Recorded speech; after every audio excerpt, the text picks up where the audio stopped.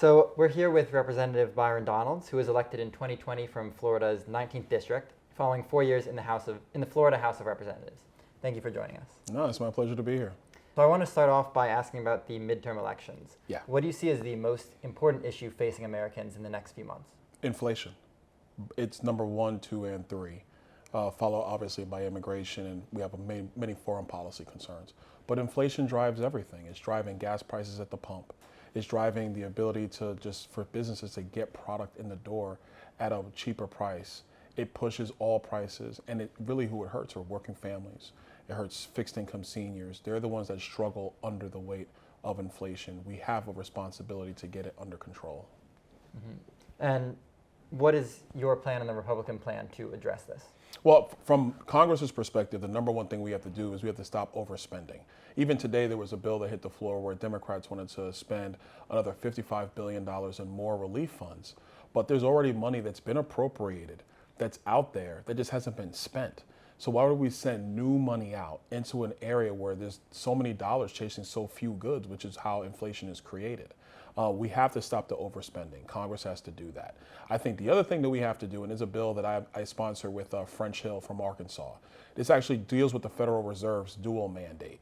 You see, the people that talk about full employment and sound money as the two mandates the Fed has, but the full employment portion was actually created under Jimmy Carter.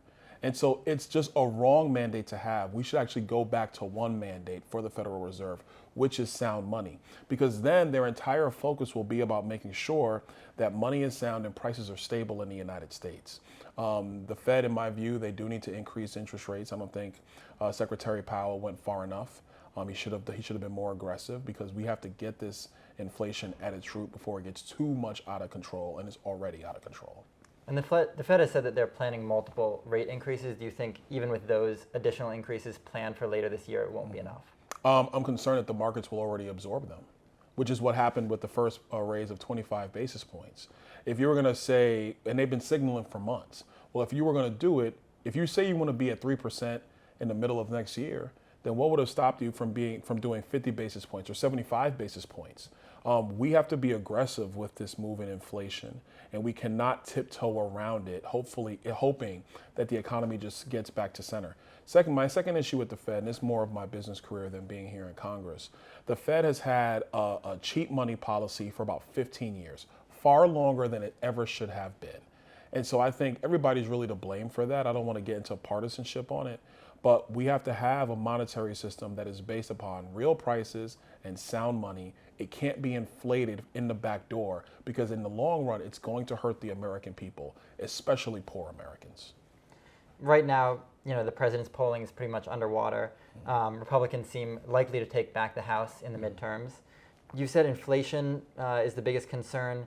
What is going to be the first action that you think a Republican House would take if they took back the House? Well, I think the first thing we're going to have to do is we're going to have to deal with probably a debt ceiling increase, which means we're going to have some reforms to spending for the spending apparatus here in Washington, D.C.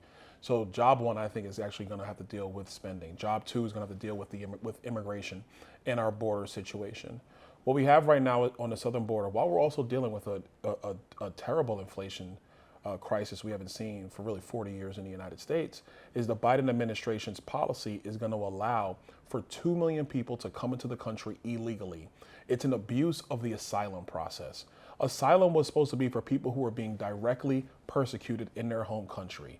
And actually how that really works is they go to the United States Embassy in their country and they apply for asylum. We review the application, and then they're allowed into the United States. What Joe Biden has allowed is a reckless and uncontrollable surge at the southern border, which is an illegal point of entry into the United States. You're not allowed to just cross our border willy-nilly. You're supposed to either do it through airports, through the passport or visa process, or through embassies, not going through the southern border. So when you bring in 2 million people into the United States, on top of a massive inflation problem that you already have, you are squeezing not only the government services that exist, but you're squeezing so many pocketbooks across the country, because there's going to be more people dropped into the United States than our economy can handle in an appropriate amount of time. It is reckless policy. We have a responsibility to get the asylum procedures that Joe Biden has just, frankly, in my view, just ignored or is whittled to a reed's inch.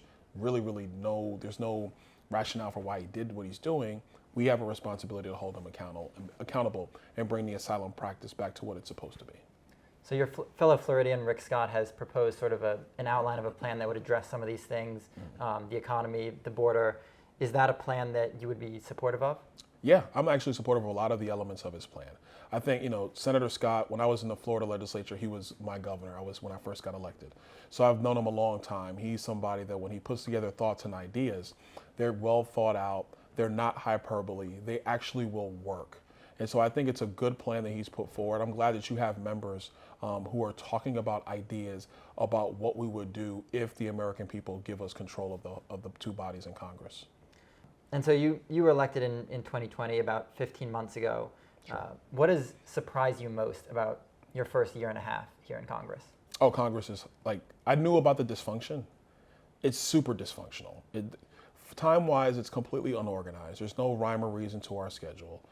The place is not built for collaboration. The process itself is not built for members to collaborate and actually have real discussion on ideas. I came from an environment where even in committee, Republicans and Democrats would have real conversations. It would go back and forth. You can actually learn something about the subject matter. In Congress, we speechify. Everybody masters giving 1-minute speeches or 5-minute speeches, and the other members just aren't in the room. And that's just the way this environment works. I think it's very disheartening because it doesn't breed an environment where the give and take that the American people, I believe, want to see can actually happen the way Congress is organized. I think we need to reform our processes here.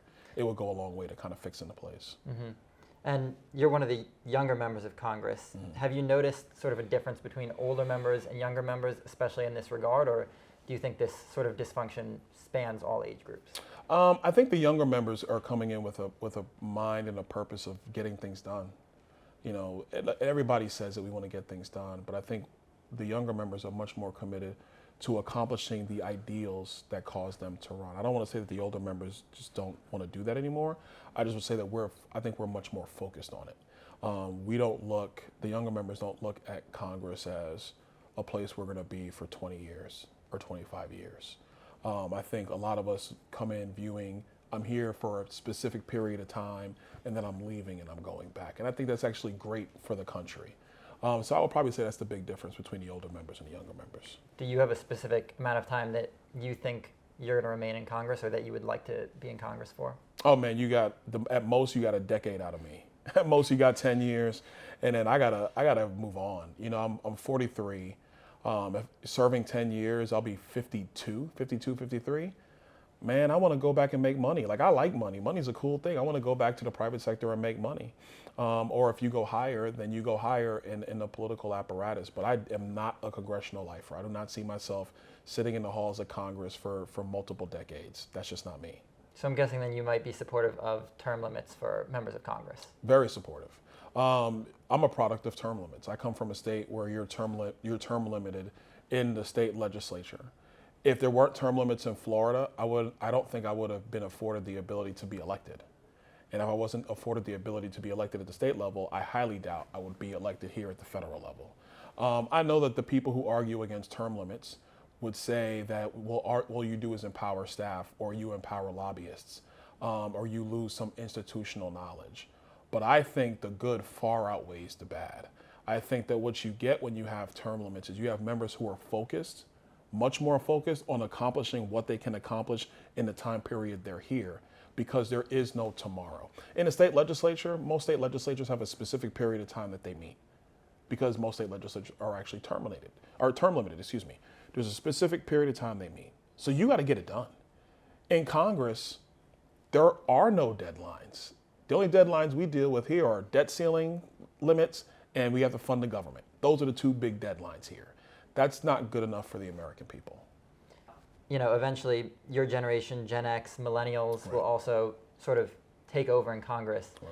Do you think that this could create a culture shift in Congress to something more of what you're saying, where it's more about getting things done rather than remaining in Congress for years and years? I think so. I think because On a number of levels.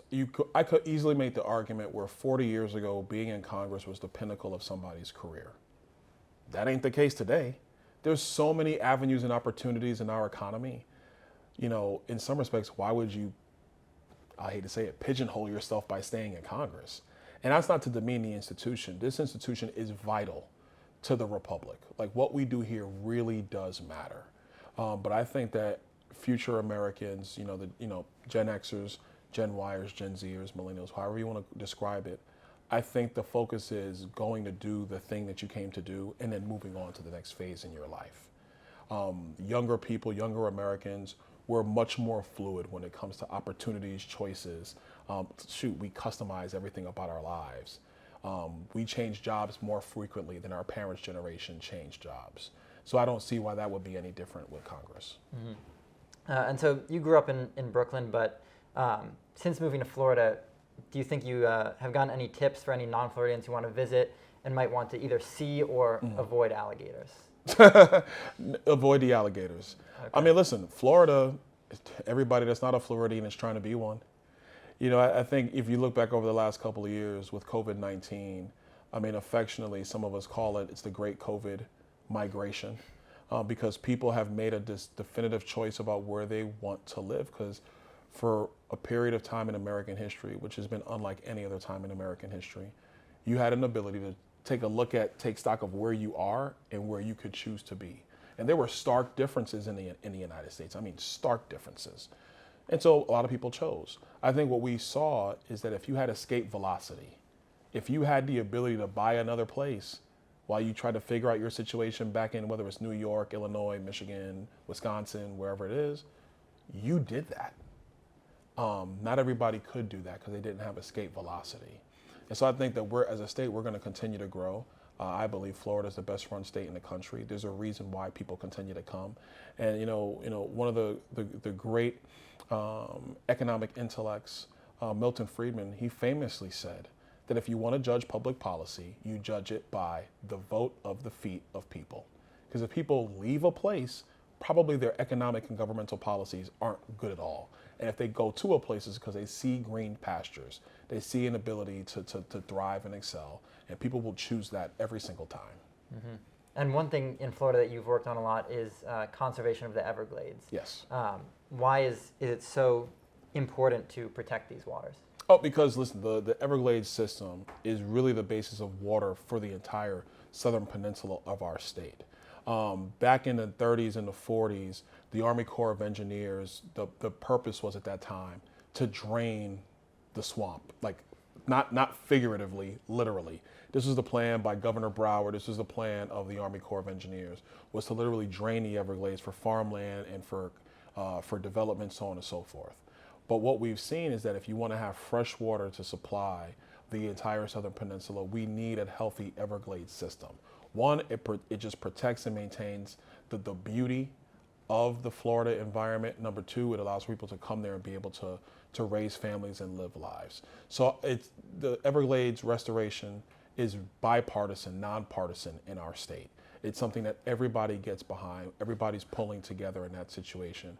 What we want to see is the federal government do their part, which they should have done 20 years ago, mind you, but do their part with respect to funding Everglades restoration, because it is the federal government that in part made the current Everglades system the way it is, which does not work for the future of Florida. So it's important that the Fed step up, and I got to do my part as well to make sure that we fund the restoration projects to keep one of the great ecosystems on the face of the earth. And you've also advocated for increased fossil fuel exploration and oil drilling. Yeah. How is it possible to both push for something that is going to worsen climate change while also maintaining this iconic American landscape? Well, I think here's the key thing. I think first, when you take a look at oil exploration, your economy cannot thrive without oil. No economy can. As much as we want to be in a renewable energy space when it comes to energy, economies will never be able to thrive on them right now because the technology does not exist. So the premise I always ask for people who raise a question like you're raising to me right now is it okay for economies to fall apart and for people to starve and to freeze in their homes for the goal of saving the planet? Because we can't do both, not now. And I know it might seem hyperbolic what I'm saying, but those are the actual facts of the matter. There's a reason why Germany right now, where they're in this quandary with Russia, where they're importing Russian gas and Russian oil because they need it to heat homes and to keep their economy thriving. They just don't want to produce it in their own country. So the West, we can't have our cake and eat it too. We can't have it both ways. If the desire is to move to renewable energy, which I think is a noble goal, I'm not trying to demean the goal. I just think that the process is illogical. Because like I said, the technology doesn't exist for solar and wind to power the globe consistently, where you can run economies and you can heat homes and you can cool homes and so on and so forth. The technology is not there. So you do have to pump for oil and natural gas. If you do not, you are cutting your nose off to spite your face. And although you have ideals of reaching a green future, you'll never be able to reach the green future because you're trying to jump a chasm that no economy has the ability to jump. It is reckless to go down that road. Now, if you want to embrace green technology, or the zero emissions technology, let me put it that way, we can do that right now. I'm a member of the Advanced Nuclear Reactor Caucus.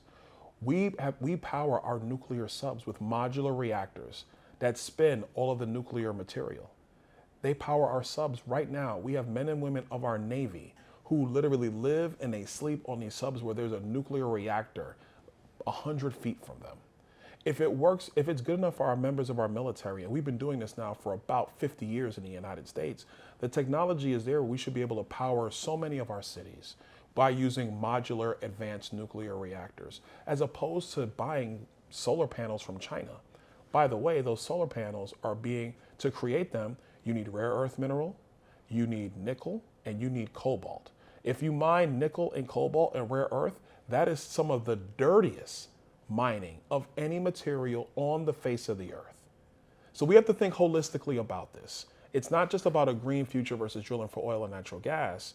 It's about what is going to keep the American economy, and in fact the global economy, thriving so people can, go to work, raise their kids, have food, have shelters, while at the same time progressing towards a green and renewable energy future. I think we can do both, but it can't be through just reckless market forces that the White House is basically putting on our energy markets here in the United States. So you mentioned that Germany right now, Sure. has had trouble getting off of Russian gas, and Yes. part of that is because they shut down all of their nuclear plants. Yes.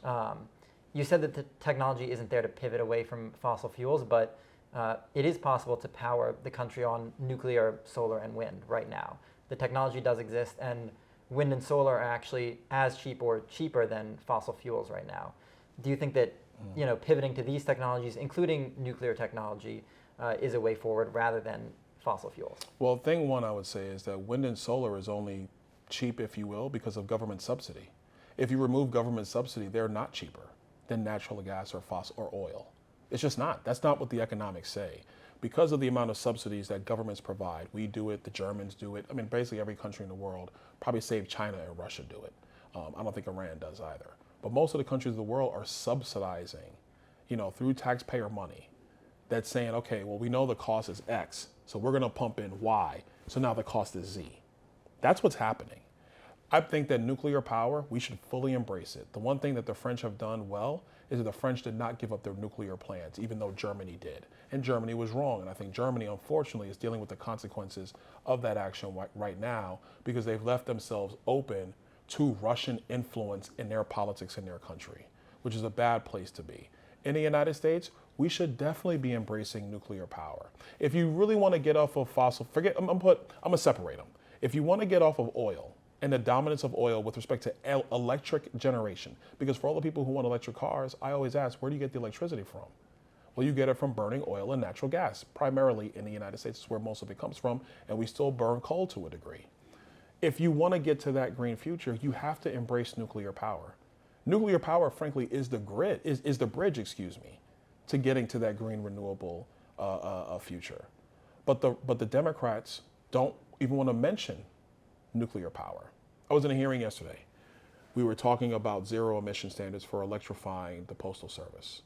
And so I asked one of the witnesses, whose group is the Zero Emissions, I think, Transportation Association.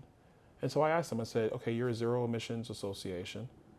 Has your group, do you have an opinion on advanced nuclear reactors? He said no. I said, so how are you a zero emissions association, but you have no opinion on advanced nuclear reactors, which have zero emissions? Actually, their carbon footprint is less than solar panels or windmills, if you take into account building the entire thing. So we have to get past that dogma and get to the reality about energy policy and what actually is going to work. Mm-hmm. And you mentioned subsidies for Sure. renewable energy, but the U.S. and all around the world, they subsidize fossil fuels as well. There's huge subsidies for, in the U.S., natural gas receives about 80% of the fossil fuel subsidies. Would you want to take away all subsidies for energy or increase renewable energy subsidies so they match the fossil fuel subsidies? Well, right now, I would argue that the renewable energy subsidies are actually higher than fossil fuels. And if you look at the president's budget, the president wants to get rid of all subsidies.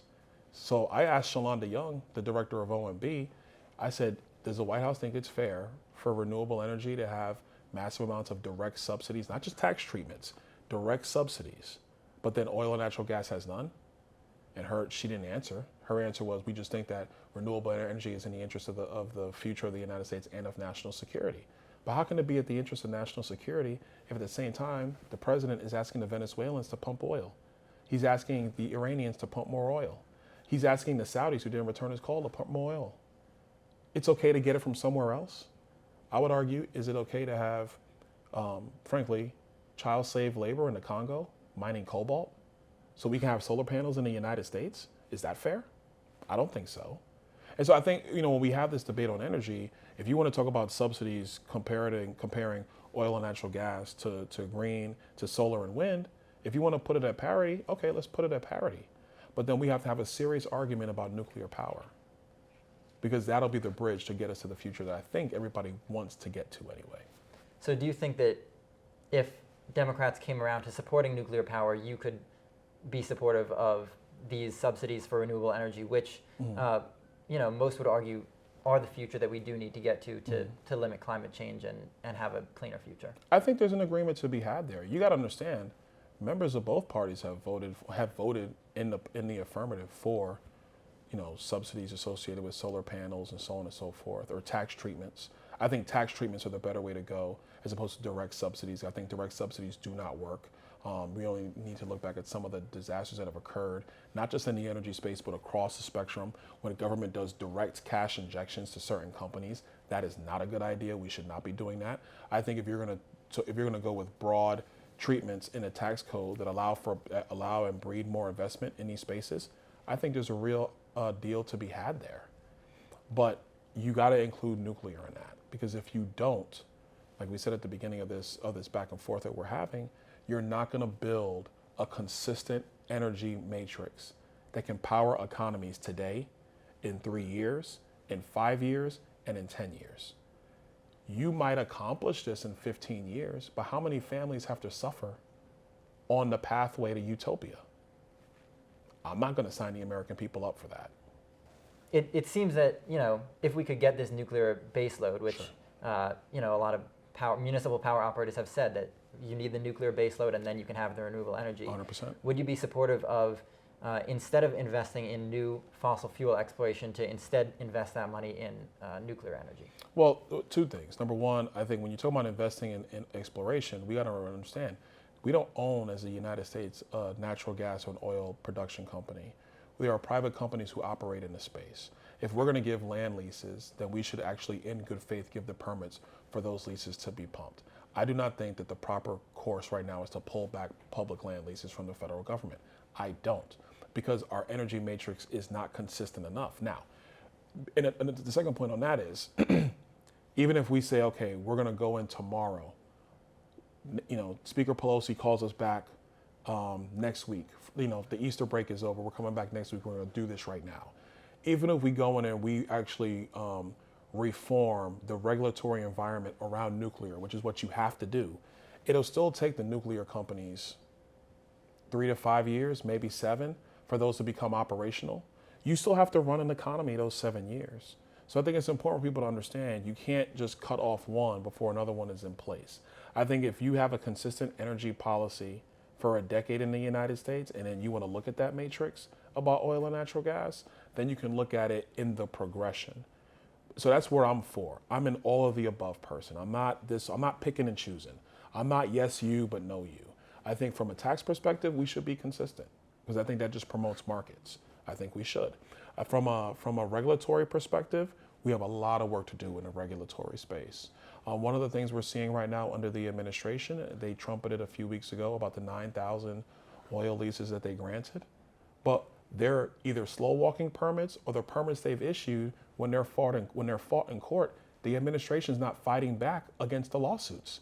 They're just letting it go. Well, what does that tell oil and gas producers? We got to be consistent about this stuff across the board.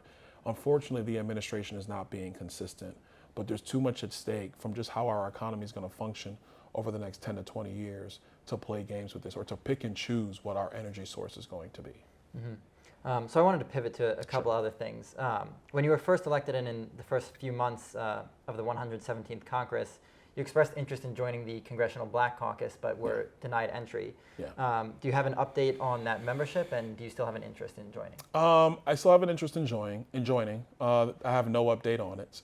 I talked to a lot of the members that are in the CBC. I was talking to a couple of them on the floor today. I mean, just light conversation, nothing serious. There's a couple members that I've talked to about different policy initiatives that they're doing, things that I actually find are kind of interesting. So we're having discussions about that. Some of them have come to me asking if I would work on legislation with them. And so, look, I think being in the Black Caucus, I think is helpful for a robust political decision about American policy and how American policy affects the Black community. I think for a long time in the CBC, that conversation has only gone one way. And I think that if you're going to be a caucus, depending on whatever your views are, I think it's important, especially now, to have a well-rounded discussion that brings in all political viewpoints. If you have that discussion and you walk away and you still say, well, this is the way we want to go as a caucus, I'm totally fine with that. I was a member of the Florida Legislative Black Caucus when I was in the state legislature, so I'm totally fine with that. But then I also know there's areas where we can work together, and that relationship breeds the ability to have that collaboration. While, members of the CBC maintain their principles and I maintain mine. Mm-hmm. I'm going to give you a couple rapid fire Sure. questions because I know we're running short on time here. A Forbes campaign finance reporter noticed a payment of $76,000 last year to a law firm. Could you just clarify what that was in regards to? Oh, yeah. So actually I was being sued by one of my former opponents. He sued me for defamation. I do not know why. He lost that lawsuit, and so that was just to pay the legal fees associated with it. Gotcha. And then going back to your home state, Governor DeSantis has been floated as a possible presidential candidate in 2024. Right. Would you support Governor DeSantis over Donald Trump if they were both running in 2024? No, I'm not getting involved in that, man. Sorry. Look, I think here's the deal. I think that President Trump, odds are he is going to run. If he runs, he has my support. He has done a tremendous job when he was commander-in-chief, and I get all the hyperbole and media and all that, but he did a tremendous job. If Donald Trump chooses not to run and Governor DeSantis chooses to run, then I think without question I would support Governor DeSantis. But I don't do a lot of hyperbole on this stuff. Well, let's see what happens when they actually get to the dance. Till then, I would support President Trump. I have some more hypotheticals, but if you're not going to entertain them, then I can We'll see where we go. My other one was, would you support Kevin McCarthy as Speaker if Republicans took control of the House? I know there's been some comments about, having Donald Trump be nominated as Speaker, but would you support Kevin McCarthy? Yes. Okay. I think, Kevin has done a very good job being our leader. I think that, he has a real opportunity to show what he can do as Speaker, and he's done that. So I think you give them the opportunity. And I think the other thing that's important to understand for people who are trying to figure out what are the dynamics in the House, there's not a horse race in the House amongst House Republicans about who is going to be our Speaker. Kevin McCarthy is the leader in the clubhouse. That's where we are. Mm-hmm. Sort of getting back to what you were saying about working together in Congress. Yeah. And you serve on a committee with Representative Ocasio-Cortez. I do. And you two, have two actually. Two committees? Yeah. So while you have often criticized her, you guys have also had sort of cordial debates about issues. Yes. Do you think that this sort of collegiality could return to Congress despite, certain members in the House being a little more theatrical with their politics? I think so, actually. I really do. I think that for the most part, what you're having is, and this is the part of having new members who are coming in, younger members, we're not emotionally tied to the toxicity of previous iterations of Congress. And so I think that what you have is you have members who are coming in, they're much more focused on the business. And don't get me wrong, politics can get personal at times. I've been critical of Representative Ocasio-Cortez, but she was in my office a week ago. We were talking about a bill. And I think people got to understand, disagreeing is fine. Our republic requires disagreement. It requires it to function.